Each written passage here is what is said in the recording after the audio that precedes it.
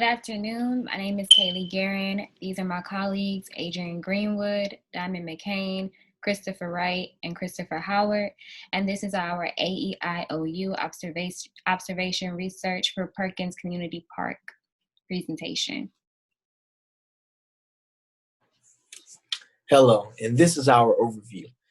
We observed at Perkins Community Park at 7122 Perkins Road, Baton Rouge, Louisiana, 70808.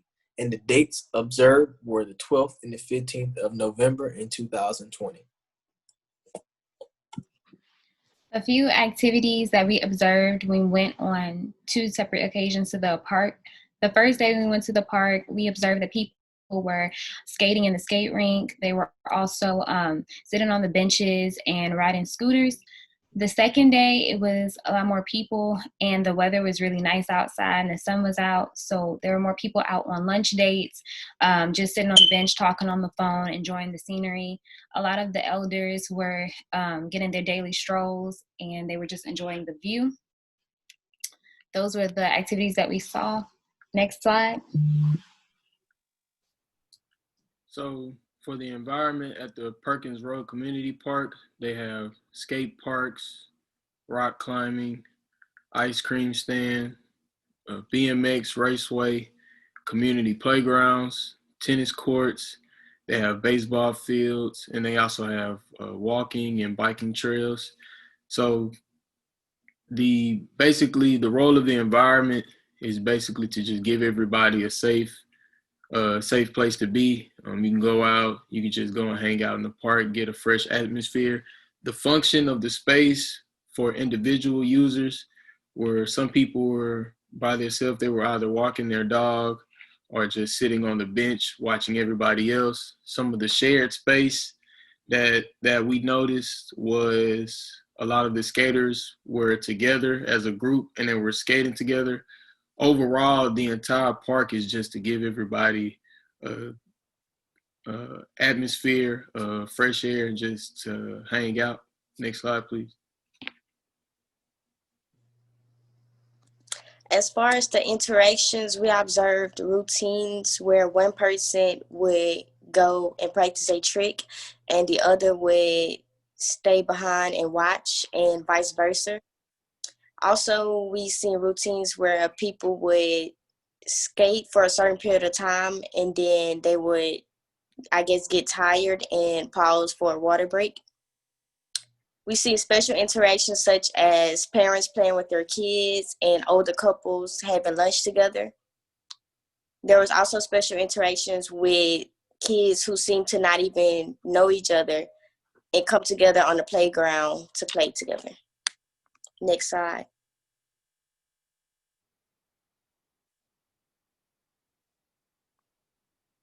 Different objects that we noticed at the park while we were observing were, one, the skating ramp that the skaters were skating on to like do the different tricks and the different challenges that they have as skaters. They had bike stands for bikers and also skateboards that the skaters were using on the skate ramps and other establishments they had on the actual park. Then they also had a seating area where they had chairs, tables, cans, and recycle bins for people who wanted to bring like lunch or anything else of that nature. And they also do encourage like going green with the recycle bins and the trash cans. They also had different park signs labeled with instructions for like different parking, instructions or like different laws they have for like the parking, whatnot, different guidelines that the park may enforce. They also had water fountains, tennis nets, tennis rackets, and also tennis balls and a tennis court. And they also had a tractor trailer and a rock wall for any park goers to use. Next slide, please. And our final observation was from the aspect of users.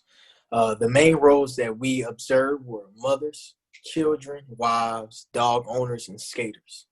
The extreme users that we know is an extreme user is defined as somebody who utilizes a product or service the most out of all the other people were skaters, predominantly skateboarders. They were skating in a specific area at the park. The demographic that we noticed that was the majority across the board on both days were white males aged 19 through 24 and white females from the age of 30 to 41. And they each either had the skater role or the mother role or wife role. The goals that we observed were spending time with family, getting better at skating, impressing people, and getting in shape. And you can see that throughout the various activities that my colleagues were talking about. The values that we were able to observe from the things that they were doing were that they value physical health. They value hard work. You can see that inside the skaters. They worked really hard to perform their tricks and to get better at what they were doing. We observed that they value family time, and we observed they value community, being around other people, talking, having fun, hanging out. And the motivations that we believe that drove these activities were the need to succeed. You can again see that in the skaters, in the roller bladers. The rollerbladers, they would try, they would fail, but they would get back up and keep going. That motivation and need to succeed really drove them to do that thing. The dream of being a respected skater, you could see the people trying to impress each other, trying to show that, hey, I can skate like this, or I can do this trick. They wanted to be respected amongst the other skaters. And another motivation was that they had a family that valued family time.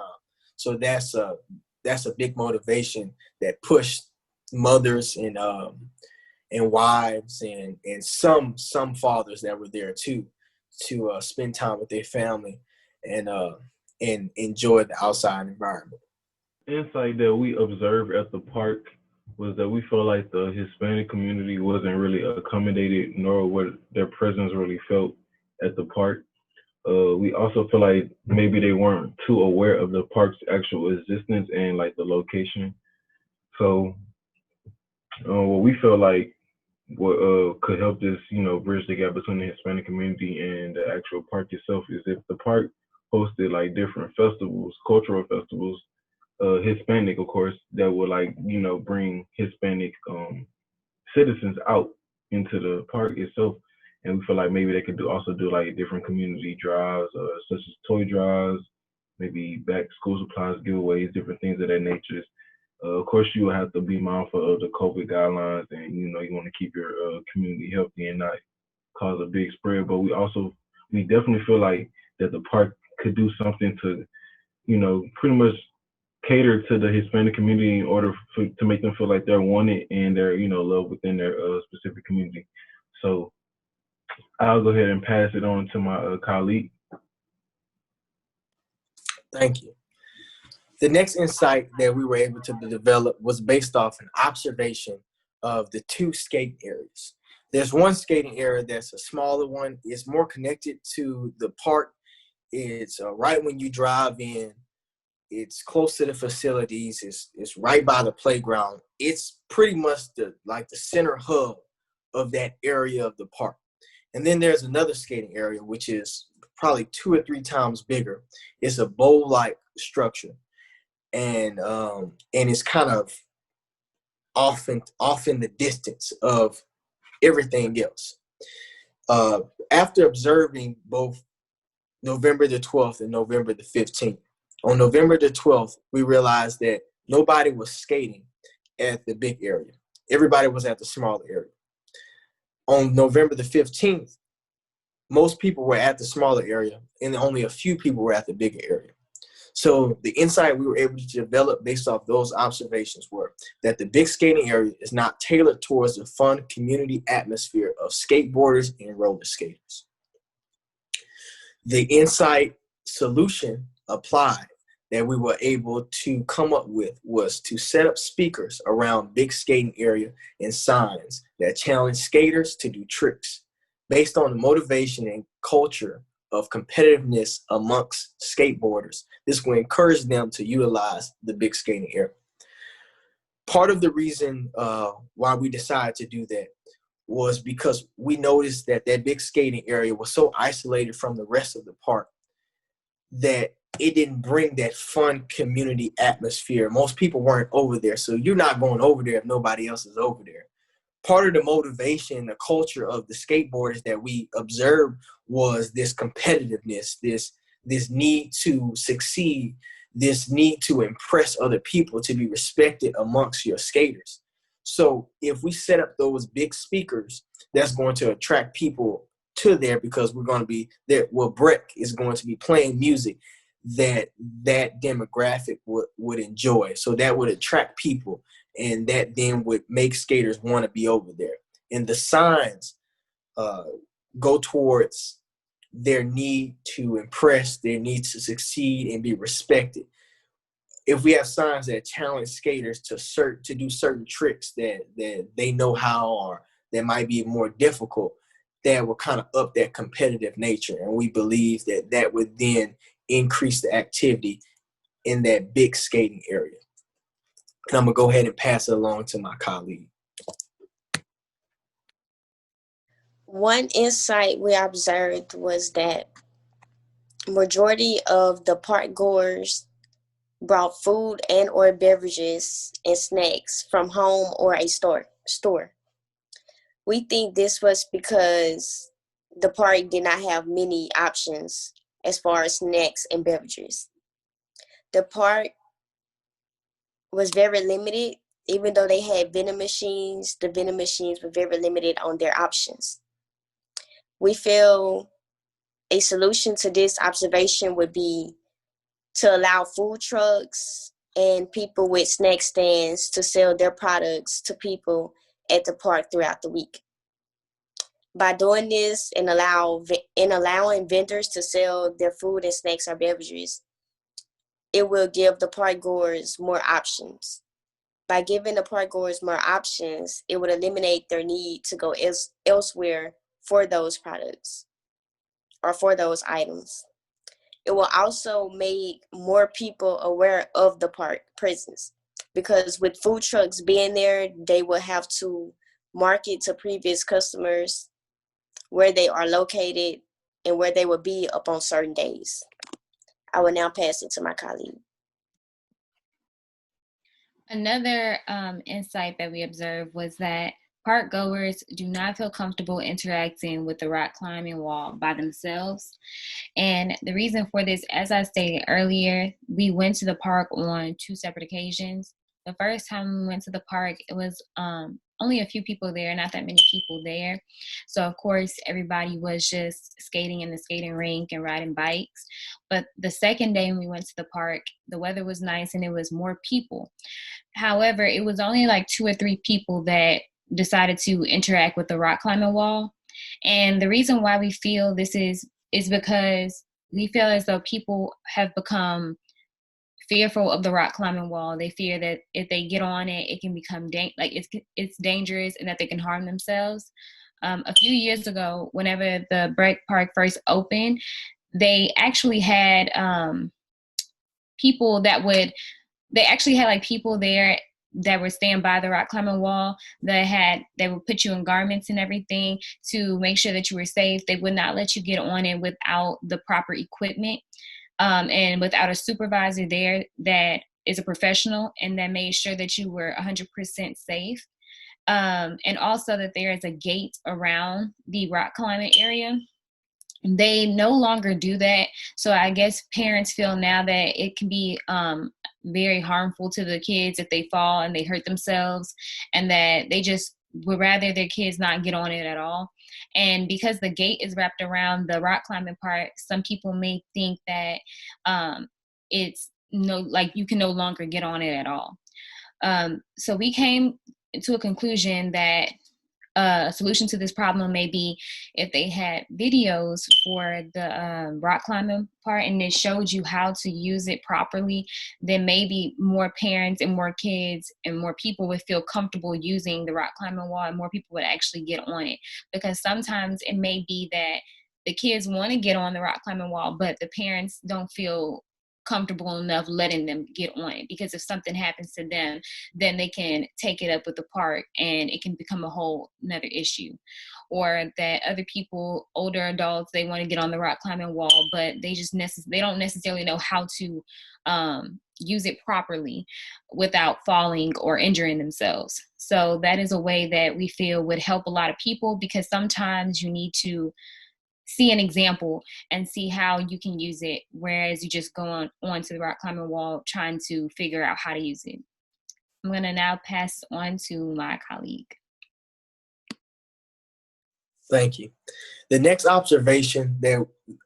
insight that we were able to develop was based off an observation of the seating area. We sat down by the seating area. We observed the different people that interacted with that area. Mostly were couples, elderly couples that were having lunch, individuals that were eating during their lunch, possibly during a break at work or something like that. But what we really observed about that area was that those who sat there were exposed to the elements. So the insight that we were able to develop was that if the weather does not permit, many park goers will not have lunch at that park. And this was based off them just sitting there, being exposed to the elements. Now, fortunately, the days that we went weren't that bad, so we could see the people interacting with that seating area. But we were more than likely able to guess that if the weather did not permit, if the sun was shining too brightly, or if it was drizzling or raining, or the wind was blowing too much, we were not going to see those same people sitting at that area. So the insight that we were able to apply to this one that we developed was that if we were to install umbrella-like features in the center of each table, so that if it is drizzling or the sun shines too brightly, park goers can still enjoy those seating areas. And we believe by installing that umbrella-like feature in the middle of it, securing that entire seating area for if it rains or if the wind blows, that they won't be exposed and they can sit there and enjoy their lunch. And we believe that will increase the activity of users utilizing that seating area for lunch times. And I'm going to go ahead and pass it on to my colleague.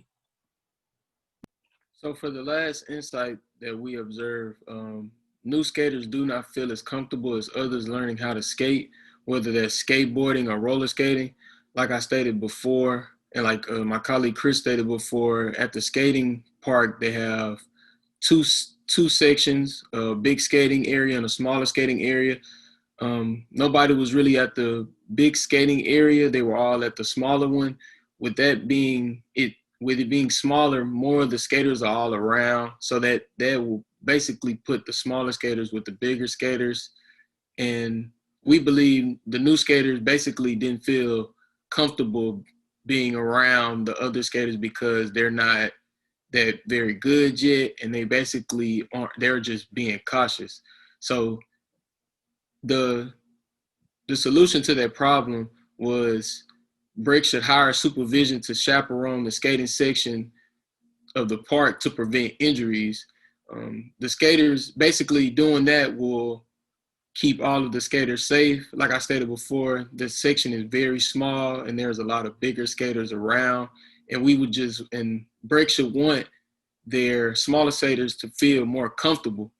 So with that being said, hiring supervision and just have them chaperoning that area to prevent injuries will basically make it a safe environment for everybody in the community. And this will conclude our presentation.